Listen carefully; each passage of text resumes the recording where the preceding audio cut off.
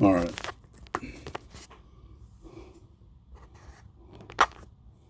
Okay, let's hope that this got me framed up about right. I hope. I have a feeling this needs to come out a little bit. We're going to talk about the 1977 Old Time Fiddlers contest in Weiser, Idaho.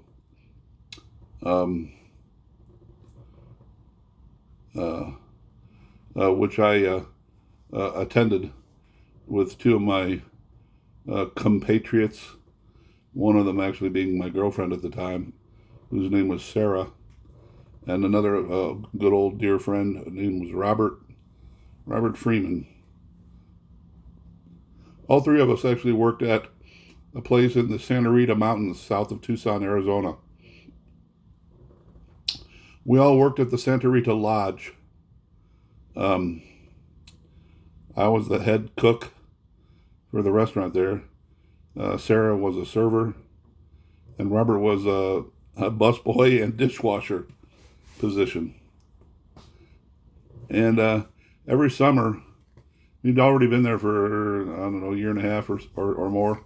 And every summer, the couples that were hired, they would always hire on couples.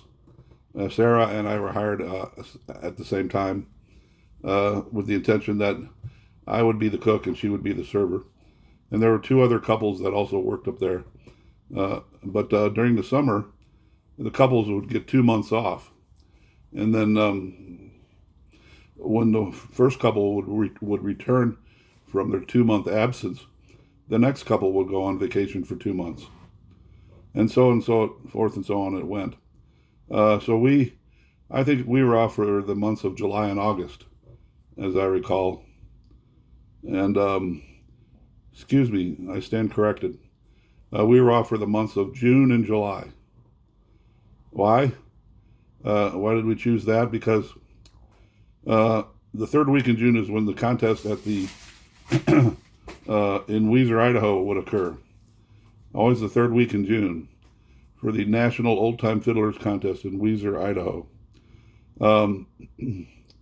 So we hit the road somewhere around mid-June, and we made our way up to into the vicinity of Weiser. And there's a little area near one of the high schools up there, as I recall. I think that area is now referred to as Stickerville. Back then it was not. It did not have that name. It was just, all I remember, it was actually part of where you know what? Yeah, we actually threw out a tent somewhere on the rodeo grounds. There's a rodeo grounds, with a big pen, fenced in area for all the animals, all the livestock, and some bleachers there to watch the rodeo events. And somewhere right around those grounds there is where we threw our tent out. 2 tents. Sarah and I had our own tent, and Robert had his tent. And we proceeded to carry on with our, interest in the whole contest scene, which was happening over at the high school, I guess. Saw all kinds of superstar fiddlers, man. It was fantastic. Fantastic event. Dick Barrett, Mark O'Connor was there. John Francis. Let's see. Benny Thomason was even there. He was getting a little bit brittle by that time, but he did compete and he did play, and he was kind of a featured fiddler on a couple of occasions on the main stage, just sort of filling time, playing some fiddle tunes for the crowd, because he was sort of considered one of the old highly regarded patriarchs of Texas style fiddling, and he was quite the icon of the whole scene up there. Um, Let me think. So we hit it hard all week long. We were so far north there, you know, that it wouldn't get dark at night. It wouldn't even get fully dark until about 11 o'clock at night. Such as the phenomenon of how far north we were. The sun would set real late, and it seemed like dusk would last forever. By the time it was fully dark, it was at least 11 o'clock at night, maybe even later. It was really weird. And then, of course, the converse would be true in the morning. The sun would literally be above the horizon already at about, I don't know, I seem to recall it was about 4:20 or 4:30 in the morning. The sun would already be above the horizon. By about 4:45 or 5 o'clock, the sun is blasting down on your tent, heating up the inside of your tent to about 120 degrees. Oh man, we lost a lot of sleep. Of course, we were jamming and playing tunes here and there and all around, listening to jam sessions with other fiddle players everywhere. And we hit it hard all week long. By the end of the whole week, man, we were fried. Sleep deprivation. We were so tired and strung out.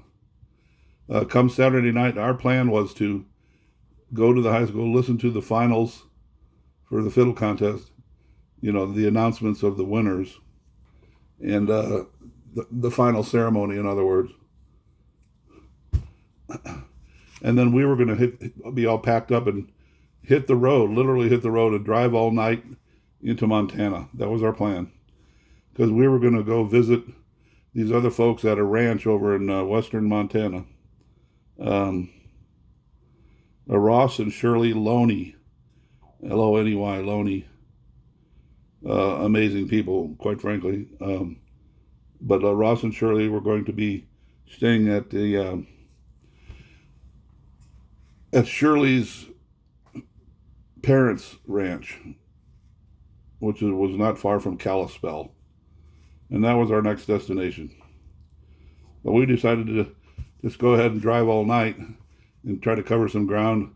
And I don't know what our plan was. We probably figured that come daylight we'd find a motel and I'll crash for maybe 5 or 6 hours and then hit the road again.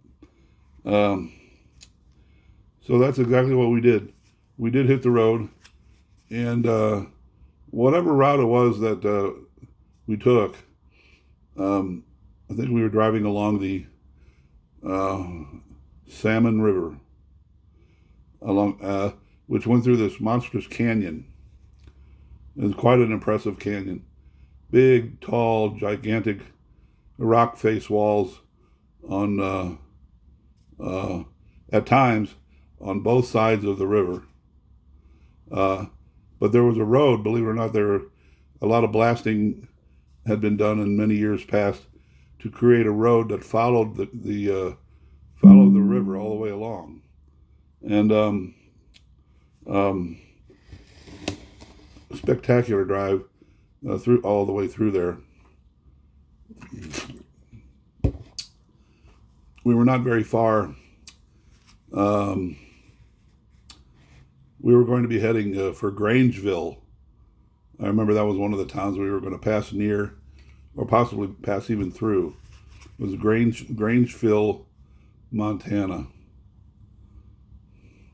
Or maybe we're still on the Idaho side at that point. Probably Grangeville, Idaho. So we're cruising along.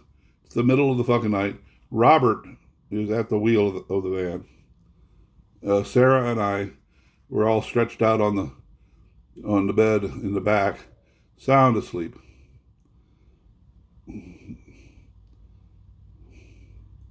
Next thing you know, folks, we're having a crash, and we knew it. Sarah and I knew it right away because our bodies were being slammed hard against both sides of the van repeatedly, which means that the van was rolling.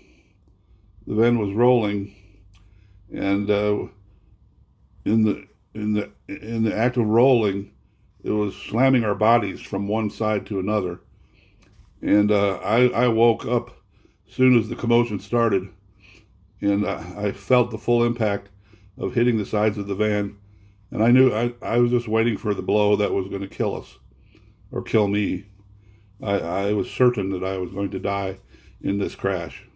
Quite certain. It all happened pretty fast. I would say the whole crash was over in 15 seconds or so. And then everything came to a dead quiet. And Sarah and I were both fully awake and seemed to be okay, you know. But I started screaming, and it was sunrise. The light was starting to pour in through the tops of the canyon walls and light up the whole river. Direct sun had not come down to where we were yet because the canyon walls were too high.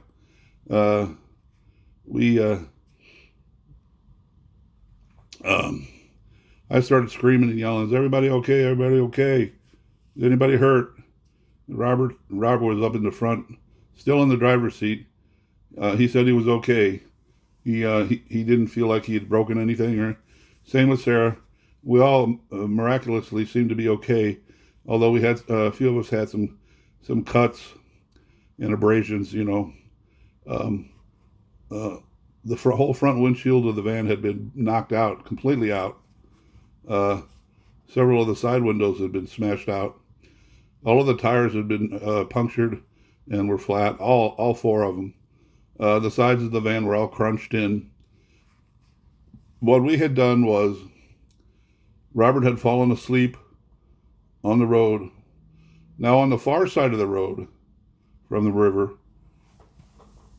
if Robert had driven off on that side, we would have been fine because there was only about 20 feet of flat space up to just sort of a dirt wall at the base of a low sort of a low embankment or low mountain, I guess you might say.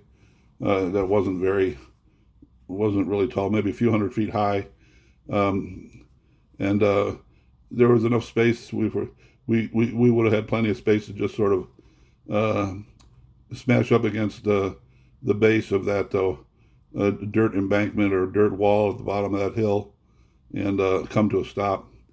But Robert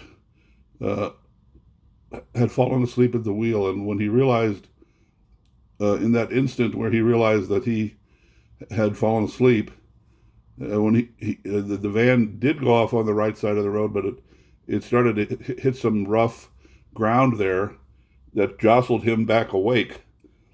And once he realized he had run off the road and had fallen asleep, he overcompensated. And when he spun the wheel like this, as hard as he could to prevent the van from going all the way off on the right side. But what that did, that caused the whole van to do a donut on the highway. We literally did it all the way around. Because you see, he estimates that he had been going about 45 miles an hour, which is a pretty good speed. Pretty nasty speed to be falling asleep on. So once the van had done a donut, then the van slowly, it ended up on the left side of the road, and it slowly went over the edge of the road backwards, and it went. That was a 45 degree hill going about 110 feet all the way down to the edge of the Salmon River there. And we started to roll over and over. We rolled about 3 to 3.5 times down that embankment. We rolled. And here's part of the miracle.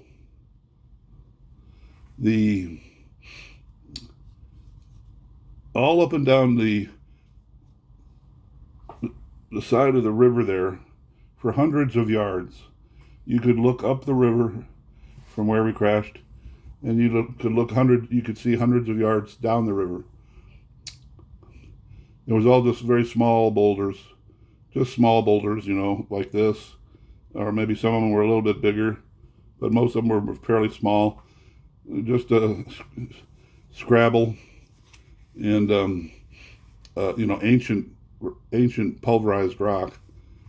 Just happened to be alongside the river there.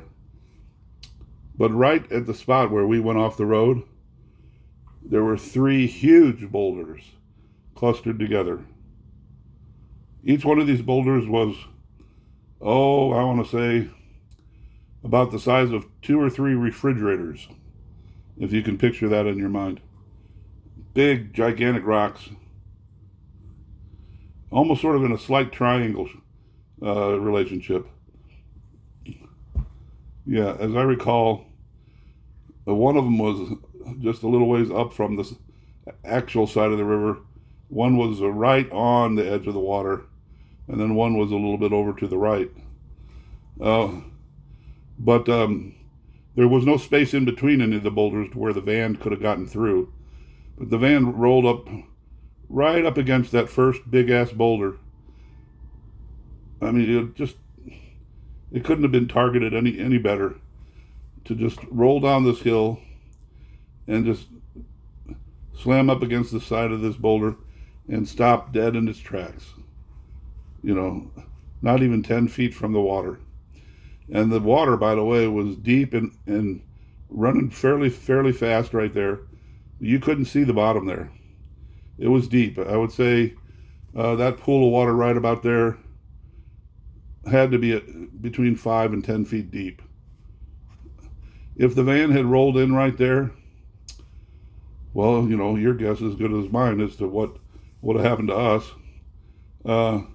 If we'd gotten tangled up into the water in the right way, we might not have been able to extricate ourselves from the van, and we might have all drowned, along with the ruination of all of our valuable musical instruments and so forth. But it was not meant to be.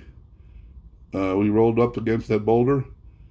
In a matter of 2 minutes, we were all climbing out of the van and climbing around on these rocks and checking over the van to see how bad the damage was, and carrying on and trying to figure out what had happened and what to do now.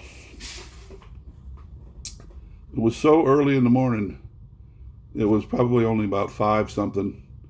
I volunteered to climb back up this 100-foot hill up to the road and flag somebody down. Flag down the next car that came along so that they could call for help, call the police or whatnot. So I went up and I stood on the road, and it was just this awesome view of these huge rock faces going down one direction, the direction from which we had come. These just unbelievably huge, imposing rock faces on both sides of the river, and you could see the sun was starting to clip the very tops of the cliffs way up high, just starting to clip the tops, and I could see. Oh God, when I'm standing out on the road, I could see, oh shit, man. The road turned to the right, way the fuck down there. I was able to see probably a full mile. If there had been a vehicle coming, I would have been able to see it a mile in advance. But I stood there solid 15 minutes, nothing. Not a single car, not even the whisper of a car from either direction. And I was just like starting to feel a little sore, man. I was just feeling, oh boy, you know, uh, we got ourselves banged up pretty good in this one. One of the things we knew we had to do right away, as soon as we flagged somebody down, we were going to have law enforcement on the site. So we knew we had to get rid of our dope. We gathered up all of our pot, our marijuana, and we dumped it right in the fucking river. That that was hard to do.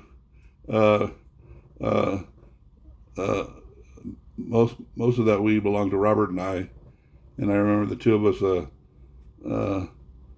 forcing ourselves to dump it in the water, and regretting having to do so. But better to get rid of the dope than be caught with it by the cops in fucking Idaho back in 1977. So we shit.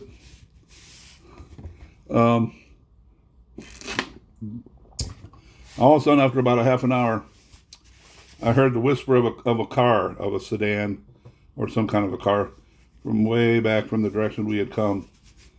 I could hear it from way, way down there. Just that the sound of a car approaching from a great distance, and I could actually see it. And it rounded the turn way the hell down there, and then started heading toward me. And I could see it hundreds of yards before it got to me. And I said, "This is good. I'll be able to flag it down." Now, from the perch on the road where I was standing, if you go way over to the edge of the road and look down, you would be able to see our van crashed against these rocks. But if you just walked out to the middle of the road, you wouldn't be able to see down the hill down to the bottom. You wouldn't even be able to see our van. You would see nothing. So if you were driving down the road, on the right side of the road, and you were the driver, or anybody in the car for that matter, would not have been able to see any kind of a vehicle out of which I had come. You wouldn't be able to see any evidence of a car that would have brought me or caused me to be standing there on the road in the middle of fucking nowhere in this canyon. So as they got closer and closer and closer and closer and closer, I'm standing in the middle of the road doing this kind of thing, and they slowed down, slowly slowed down. And as they got right up to me, yeah, I'm going like this, and I'm pointing over the side, and yelling that we just had a crash. We just had a crash. We need help. We need help. Call the police, please. Call the police in the next town. We need help. That car contained, it was like a big ass cushy Oldsmobile 88, with power everything, leather roof. It had two geezer couples. Both of the geezer men were in the front seats, and the geezer women were in the back seats. I remember that. That's how they were riding. The two geezer men in the front, the two geezer women in the back. I guess that's so the men could gossip and the women could gossip about all their special shit that they need to talk to each other about.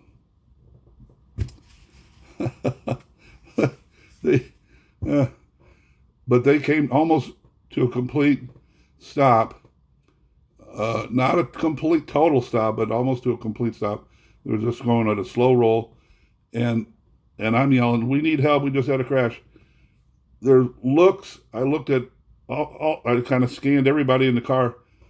Looks of complete horror on their faces. Horror. Stone cold, screaming, blind, screaming horror was evident on the faces, especially of the driver, because he was like, it was like he just thought that I was just some derelict out on the road, and was probably prepared to murder them, steal their car, rape all the women, whatever. Who knows what they were thinking? But whatever it was they were thinking, if there was any thought involved, it was not good. They knew that I spelled trouble, man. So, of course, they did not stop. The son of a bitch didn't even bother to lower his window to talk to me. God damn him. Didn't even bother to talk to me. He didn't even lower the window. He just sped off. And it wasn't but a short 5 minutes later, I heard a semi-truck coming down the road. And I could see it clearly from a distance. And he, strangely enough, he pulled over onto the shoulder a couple of 100 yards down before he even got to me. And so I knew that because he had pulled over right there, I knew that was a bit unusual. He must have seen our van, from sitting up high where he was. And so he was probably doing something. Maybe he was calling the police on his ham radio or something, or his CB radio. I walked all the way down there and went right up to his driver door. And I said, hi. He goes, looks like you boys got yourself in some trouble here. That's how he said it. Like you boys got yourself in some trouble. And I said, yeah, we just had a wreck, goddamn driver fell asleep at the wheel and we went off the road. You can see what happened to us. We need some help, man. Can you help us out? Are you able to call anybody?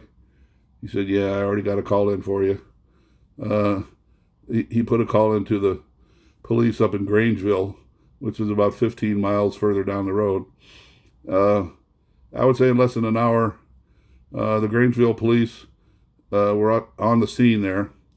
And I would say maybe within an hour after that, they located one of these gigantic tow trucks that's big enough to tow a semi-truck. It's one of these big ass motherfuckers. Huge tow truck. I mean, I'm talking, this was not designed to tow Volkswagens. I don't know where they got it from. I think they pulled it out of some truck stop location somewhere in the general vicinity. It took a little while for it to get to us. But man, they parked that sucker right at the top of the hill, and they ran that cable down to our van. I guess they hooked it around the axis, or the front the front axle, somehow. And I mean to tell you, no time at all, they dragged that goddamn van right back up the hill and got it up onto the road. And he was able to situate it such that he was able to haul it up onto the flatbed part of the tow truck and ratchet it all down, and off we went, man. I think we may have all climbed into the cop's car, and now all our luggage and guitars and everything was still in the van. But so we went back into town, went to the police station. We got all of our luggage and instruments out, everything. And the dude hauled our van. We could see it was completely totaled. It was just totaled, mangled. Front end was all completely mangled up. It was a goner. See, he told it. There actually was a salvage yard not very far from there. He towed our van over there, and we got paid $75 for it. And we were now we were without a vehicle, but we were down at the police station, wondering what on earth are we going to do now.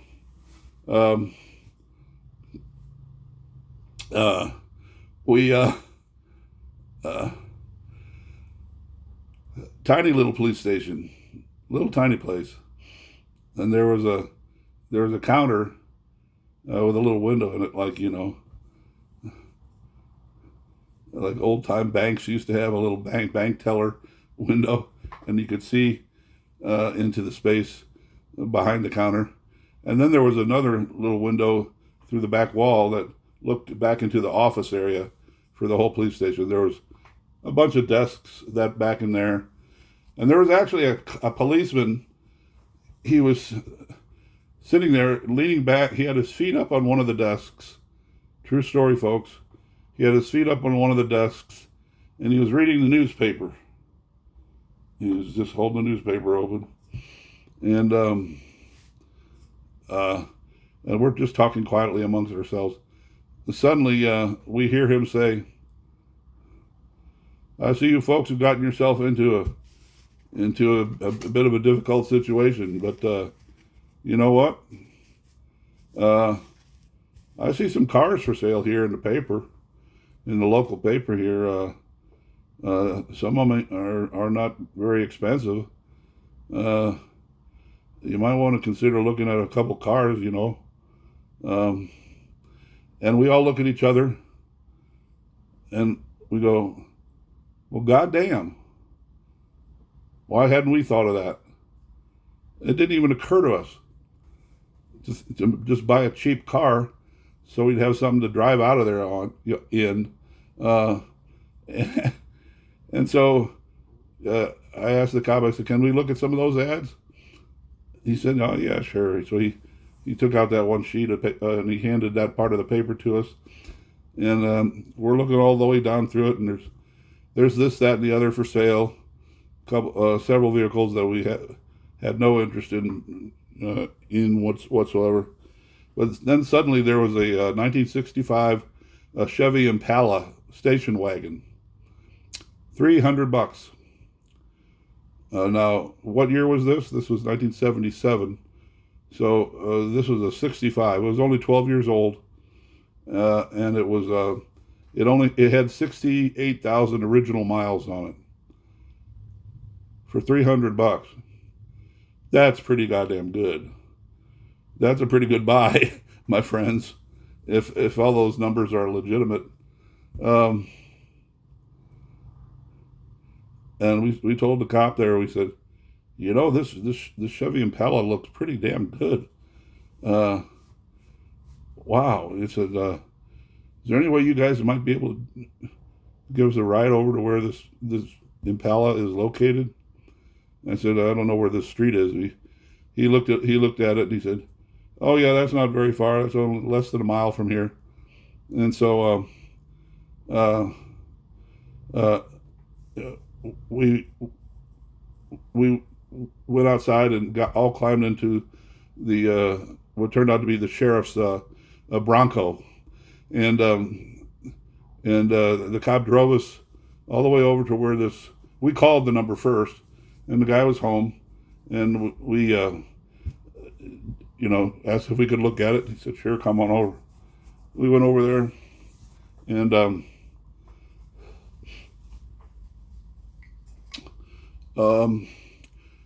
we got there, and we looked over the whole car, took it out for a brief test drive, and came back. And now by this time, this is about midday. This is early afternoon, and we had crashed early that morning. So we're starting to seize up. We're seizing up big time. Not exaggerating, folks. Seizing up, man.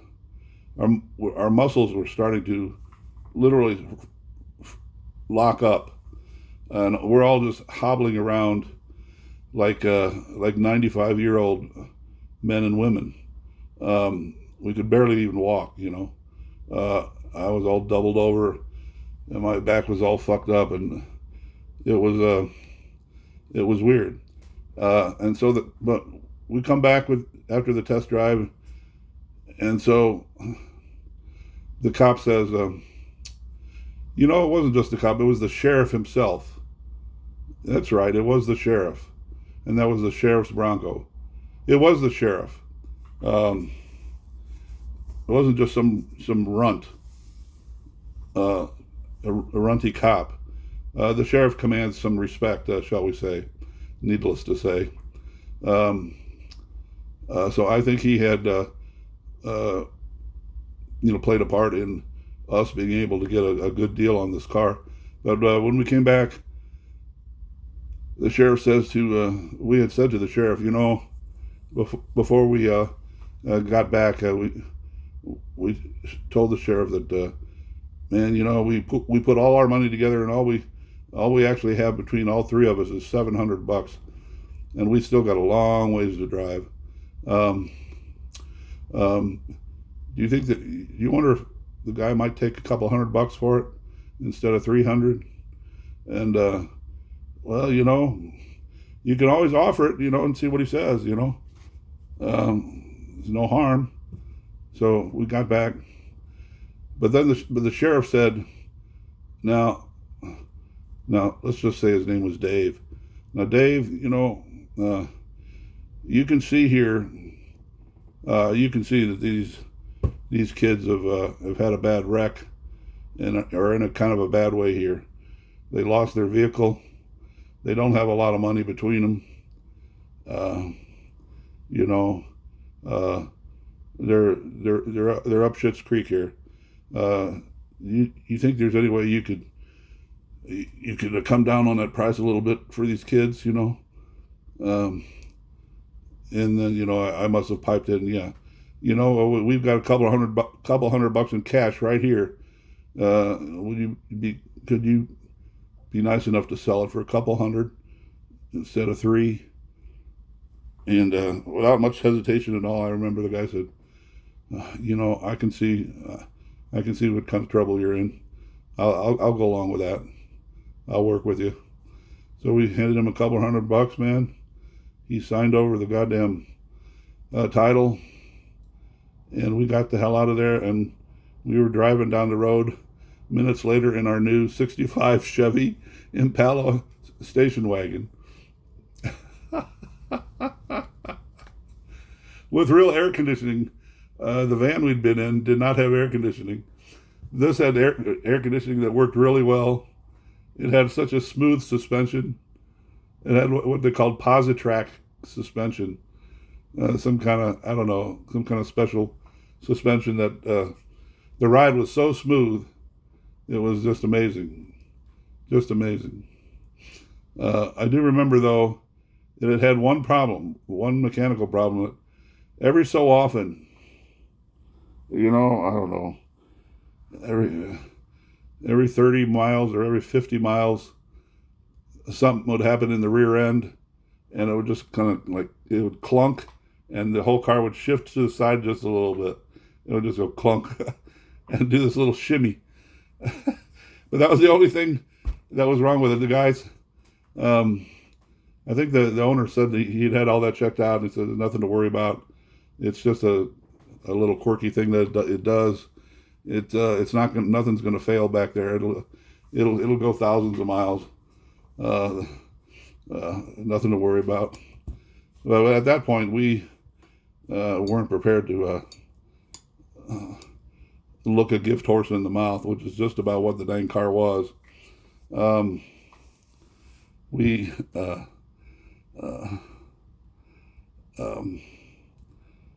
We were just as happy as bearded clams in that '65 Chevy.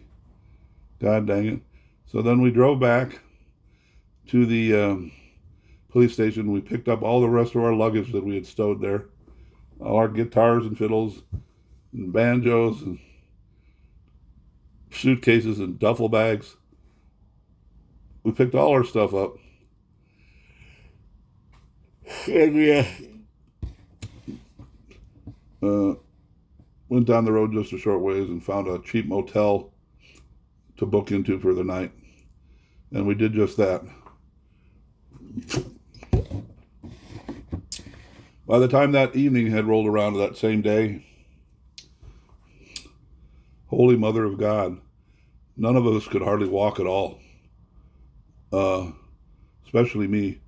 I mean, I was stove up bad, man. Stove up. Unlike anything I'd ever experienced before. And we all tried to get a good night's sleep to the extent that we were able to. But in the morning, I'd say it was even worse. After sleep on all of that,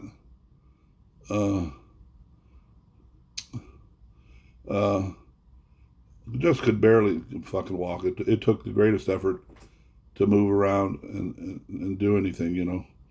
But we knew that we needed to keep moving, and we loaded up the goddamn station wagon, and the back of that wagon, man, had so much space we could stow everything back there and still have enough room above it all to see out the back window. And everybody had a nice comfy seat. That car had bench seating back in, that was long enough ago to where it had bench seating, which was just as comfortable as it could possibly be, man. And we hit the road to Montana, heading for Kalispell. And I mean to tell you, we were kings. We were kings. We were so proud of ourselves for surviving the wreck, pulling ourselves out of that whole situation with no broken bones. And now we had an actual working car for not much money at all. And that was back in the days when gas was cheap, and motels too, for that matter. But we made it to the ranch near Kalispell, and had a nice little stay with the Loney family over there. And of course, shortly thereafter, we returned to Tucson in our 65 Chevy. And I suppose that's where we might draw the story to a close. Thus ended our trip to Weiser, Idaho. It was quite a trip. You know, Weiser, that's a hell of a long way from Tucson, Arizona, man. You don't just jump on the road in any kind of vehicle and expect that you'll have no car troubles and that everything will be smooth sailing the whole way there and back. I mean, we're talking about the Mountain West now, you know. There's a lot of stress on vehicles trying to travel through the West. You've got not the least of which is your engines are going to be working quite a bit harder to go through high elevations and go up steep mountain highways, and your brakes are going to be stressed coming down on the other side, you know, going downhill on some of these long, incredibly long stretches of highway where you might find yourself needing to ride your brakes from time to time, et cetera, et cetera. The point being is that it's going to be harder on your vehicle to travel the West, in my opinion, than all the flatland country, such as the Great Plains, or certainly, you know, places like the Midwest and the South, and places such as that. But we made it back fine, and that was the end of the whole story right there. I hope you've enjoyed this little tale. As you can tell from the video, I'm a little tired. It's pretty late at night, Let's see, how late would it be right now? Let's check. Let's check the computer. 1:45. Could be worse. But thanks. Thanks for listening to my story here. Now, just as a footnote, in my humble opinion, there are some strange things about that car crash that occurred in the canyon. What do you think the chances are that Robert would have fallen asleep exactly where he did? Kind of went off one side of the road and then overcompensated with his steering and caused us to roll down the other side in exactly the right place. Just exactly the right place, so that our van would roll right up against these 3 boulders. There were literally hundreds and hundreds of yards in both directions from that exact spot where our van would have rolled right into the river. We scoped out the territory, man. Either direction, east or west, the van would have had nothing there would have been nothing to stop the van from rolling directly into the river. What are the chances, my friends? What are the chances that we went over just exactly in the spot to where we would survive and nothing bad would happen to us? I think about that. I have thought about that, needless to say, hundreds, if not thousands of times over the many years since that occurred. And then be able to find that car for only a couple $100 to get us out of a tight spot there and get us back on our way to our destination, and then back home for not hardly any money, you know. It was just fantastic. Absolutely fantastic. And of course, Weiser itself was a blast. Even though it wore us out, completely wore us out. It was a complete blast, as usual, to see those fiddlers, to hear all of those great fiddlers. But they were all so damn good. They were so much better musicians than we were. And it was a humbling but educational experience. But very humbling too, because, man, these fiddle players were, they were slick. Playing that Texas style stuff, they were slick and hot fiddlers, man. Playing all these fancy hot licks that none of us had even a clue about how to play any of that stuff. We never studied the Texas style.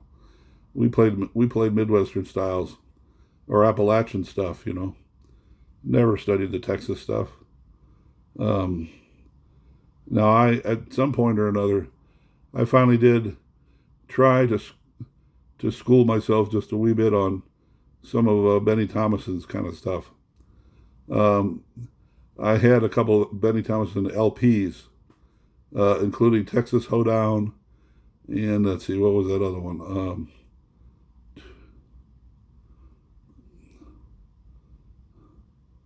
I forget, but a lot of his classic tunes, you know, like literally iconic tracks that were recorded of him and his son. Let's see, you had Benny Thomason, Jerry. I guess it was Jerry Thomason. Isn't that right? Jerry was the tenor guitar player, if I remember right. Some of their iconic recordings of some of those tunes were so just blazing hot. I tried to learn some of that stuff from time to time, and I actually was partially successful. But I never sounded like Benny. I could never sound like that. There are people that could, who played that stuff all the time, you know, morning, noon, and night, but not me. But yeah, wow. All right, I love all of you. Peace, love, and joy to everybody this holiday season. Good night.